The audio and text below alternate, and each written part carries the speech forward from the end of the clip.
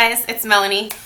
Welcome to Weekly Favorites. So I have a few standout products this week that I want to share with you. I don't have any duds, so that's good. The first thing that I'm going to start with is a candle that I picked up from the semi-annual sale at Bath & Body Works. I will link all of my videos from this week down below. You will find the first and the second haul. I went on Monday like twice because I'm crazy and bought a bunch of candles. It's mostly a candle haul, so if you don't like candles, don't watch those videos. But I picked up one of these, and I'm a tiny bit regretting that I didn't get a couple more. This is the White Barn Pink Petal Tea Cake Candle, and I'm just going to read the description. I'm stumbling over my words. Okay. Tea for two becomes even sweeter with the fragrance of a pink petal tea cake made from garden rose petals, freshly baked cake, and vanilla glaze. So, this I did not think I was going to like nearly as much as I did. I picked this up because one of my subscribers, Melody, had shown it in one of her pictures on Instagram. And she had mentioned that she thought it actually smelled pretty good, and that even though it was a floral-based scent, that it would be something that I would like, even though I tend to lean more towards like the bakery and like sweeter type of scents. So I doubted her for a while, but once the semi-annual sale came around and I saw there were a couple available, I decided to snag it, and I just kind of took a chance. And I'm glad that I did, but I'm also almost sad that I did because I ended up really loving this fragrance and I only got one. I really don't think that they have any more in stock at my local store. But that's okay. This may be one that they end up bringing back at some point. When it's lit, it smells much different than when it's just like when you're sniffing it straight out of the jar.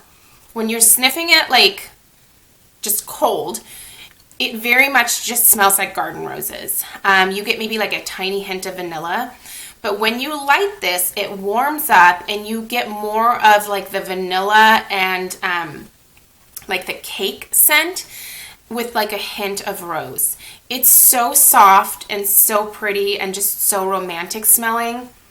I mean, it's honestly probably one of the like prettiest candles that I've ever like smelled when it's burning. I love the lid. Very pretty packaging on this particular line.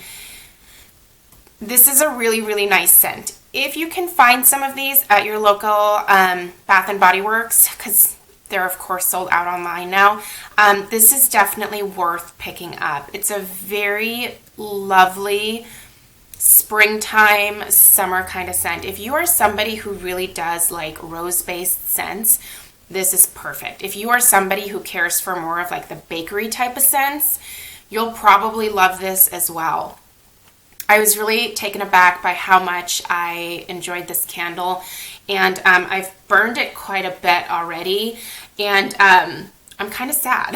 Like, I don't want it to go away, but I also am like enjoying the products that I have. So I'm going to burn it up. I'm going to enjoy it while I have it, and I will just keep my fingers crossed that Bath & Body Works decides to bring this one back next year or at some point like in a special like semi-annual sale release or something like that, like they did with like the summer boardwalk and the beach grass and all of those other scents for this year. So anyway, if you can find this one and you like garden roses, it's delicious. Okay, water. So this doesn't look like water in here, and let me tell you what I have to do in order to consume the water that I'm supposed to be drinking on a daily basis. So, little backstory. When I was pregnant with Stella, I was horribly ill for the first 5 months of my pregnancy. It was just morning sickness. I was one of those unfortunate people that got horrible morning sickness that was with me round the clock. No matter what I did, no matter what I would take, with the exception of like Zofran, which is a medication that they give chemo patients. That's the only thing that helped. But for some reason, during that time, I just created like this massive aversion for myself to water. I could not stand drinking water. And the worst thing that you can do when you're pregnant is not get enough fluids. And I literally had to choke water down on a daily basis. to this day, and Stella is now 2.5, I still hate water. The thought of it brings me back to that time where I was so nauseous and so sick and just literally wanted to die. The way that I get my fluid intake is I have to kind of trick myself into doing it. So what I've been doing is I've been using this 32 ounce, it's like a giant mug that I got after my tummy tuck surgery at the hospital. I put 2 tea bags in there, and I'm choosing to put green tea because that's one of the better teas for you. So I put some warm water in there, not hot, because I don't want the green tea to be particularly strong. So I put the tea bags in there, fill it up to about, I don't know, like 30 ounces. And I let that steep for a little while, and then I add like 2 or 3 ounces of a juice that I get at Trader Joe's. And it is the pomegranate limeade juice that Trader Joe's makes. It's just yummy for summertime. Sometimes I'll use it for cocktails. But it just sweetens up the water a little bit, adds a little bit more flavor, and it allows me to get it down much more easily because it's not just water. I can't do straight up water.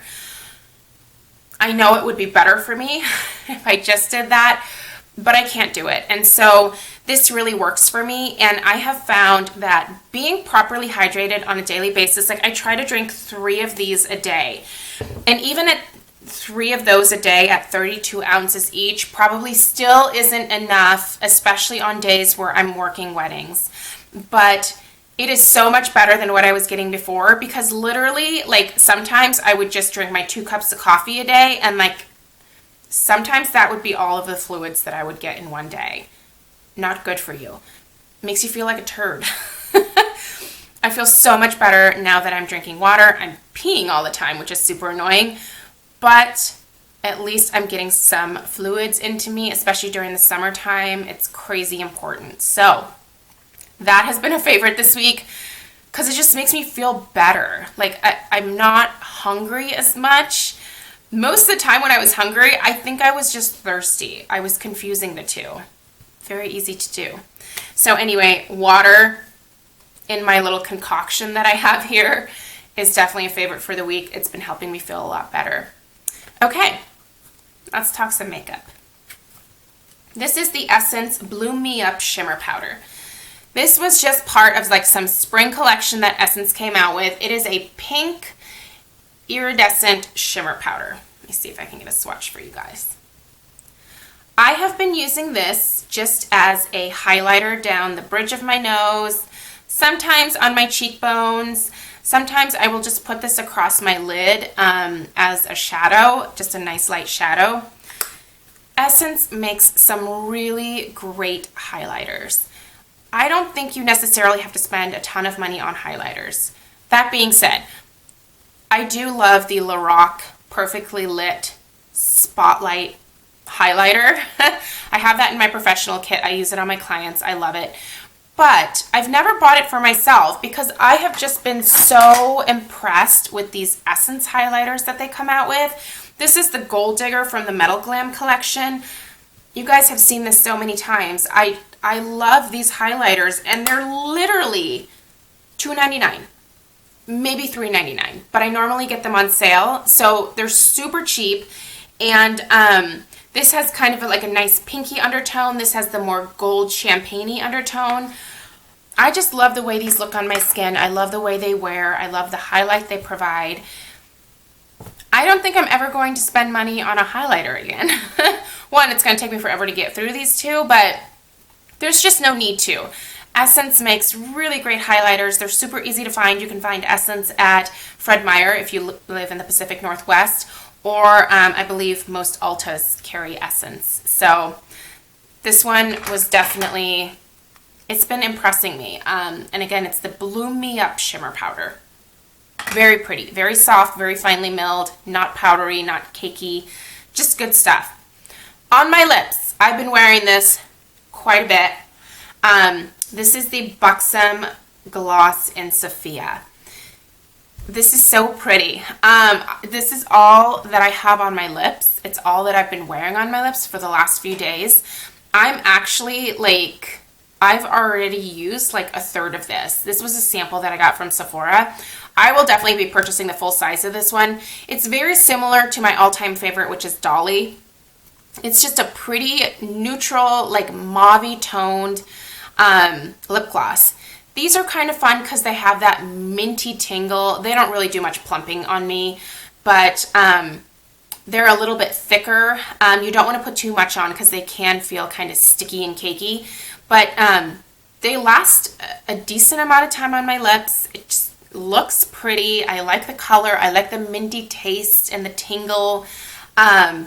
Just a great gloss. If you've never tried these Buxom glosses, I don't really advocate spending a ton of money on gloss, but Buxom does make some really, really beautiful colors. So this Sophia one, I'm glad that I picked that up as like a perk from Sephora.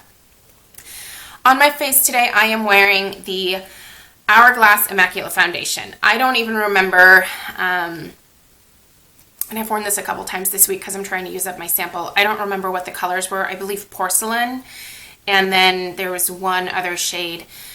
This is the porcelain and that other shade mixed together. It is not my ideal color. It's a little bit darker than my like neck and chest area, but this is great foundation. I don't like liquid foundation, but this is the only one that I've ever actually liked on my skin, and is the only one that wears nicely on my crazy oily skin. If you are one of those oily skin girls that really does want a nice liquid foundation because you like the coverage better, or you just like the way it applies better than like a powder foundation, the Hourglass Immaculate Foundation, while crazy expensive, does the job. It's like $52 or $58. It is a lot for what it is, but it works. So, might be worth looking into. I think I have like one more like use in this sample, and I'll end up using it up like tomorrow, but great foundation. And I've been applying it with the Sigma Angle Topped Kabuki, the F84. Now, I'm not advocating that anybody goes to Sigma and purchases this. In fact, I would discourage you from doing that because most Sigma products are crap. But this brush hasn't fallen apart. However, I do know that there are lots of other companies who make a brush very similar. What I'm advocating you do is you find a synthetic, thicker, angled kabuki brush. It's so much easier to apply liquid foundation with an angled kabuki than it is like a flat topped kabuki brush. This, I just think it's harder to get the product like into the corners by your nose or around your mouth or around your eyes. This angle just like makes it so much easier. So find a nice synthetic brush. I think you can get these on eBay for like super cheap. I know lots of people have talked about these like generic like Sigma brushes out there, and Google it. I'm sure you'll find something that is just as good as this. I paid way too much for what this is after seeing some of the other brushes that are alternatives to this. But the fact that it's an angled kabuki is like what I really, really like about it. And the synthetic, obviously, because that's a little bit better with liquid foundations. So really been enjoying this to put on the Immaculate foundation from Hourglass. Okay, blush this week. I've been wearing this pretty exclusively, and it's the Physicians Formula Multicolored Custom Blush in Blondes. It's from this collection here that has the pink packaging. Just the most natural blush. It probably doesn't on camera look like I'm wearing any blush, but in real life I can definitely see it. It's very soft. It's got a satin finish. It's pretty. It's easy to apply. It's hard to overdo it, which is why I think this is really good for me, because I'm one of those people, I'm like, the more the better. Keep putting that blush on. And by the time that I walk out the door, I look like a crazy clown person. So this is good because it keeps me from looking like a crazy person for the most part. For the last few days, I have been using the Naked 3 palette pretty exclusively. And I've been just remembering why I love it as much as I do. This has the perfect rosy neutrals. I know some people did not care for this. I happen to love it. I really like the way that it looks on my eyes, the way that it applies, the pigmentation of the colors. It's just such a beautiful palette. The colors that I've really been gravitating towards are Limit, Buzz, Tease, and then these three over here, which are Liar, Factory, and Mugshots. So these guys right here. But really all of the colors in here are absolutely beautiful, and I'm so glad that I ended up getting this. It's just a beautiful palette. If you love rosy tones and you haven't picked it up yet, I think it's definitely worth the price. You get a ton of shadow in each of the pans. I would like to meet someone who has hit pan on any of the Naked palettes. I'm sure there's somebody out there, but I think for most of us, this is a very good deal. You get a good amount of shadow, great color selection. If you like those tones, you have to like rosier, like mauvier tones. But if you do, that's the palette for you. I really like it. And last two things I'm going to share. These are technically discontinued, but you can still find these on All Cosmetics Wholesale and at cosmetic company outlet stores. These are the Double Wear Stay in Place Cream Shadows from Estee Lauder. And this is Mochaccino. I'm wearing these on my eyes today, by the way. I have Mochaccino on my lids. And then in the crease, I have Smoky Plum. Not Smoked Plum. Smoky Plum. These are both so pretty. I don't recommend using these as a crease color. I was just kind of playing around. I think they work better as lid colors or bases for powder shadows. But I gotta say, they apply like a dream. I like the packaging. It's pretty. And I just really enjoy the formula of these. It's kind of a bummer that Estee Lauder discontinued them. But like I said, you can still find them. You just need to look in the right places. And All Cosmetics Wholesale and any of the cosmetic company outlet stores that I've been to have carried these. So probably fairly easy for most of us to be able to find these. So anyway, those are all of my favorites from the last week or so. I hope that you guys are having a really great week. I don't know when this video is going up, probably either Friday or Saturday.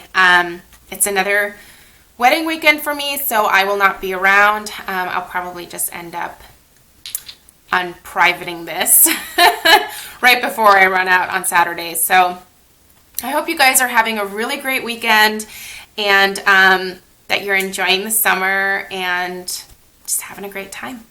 If you have any questions, leave them down below. Otherwise, I will see you in my next video. Bye.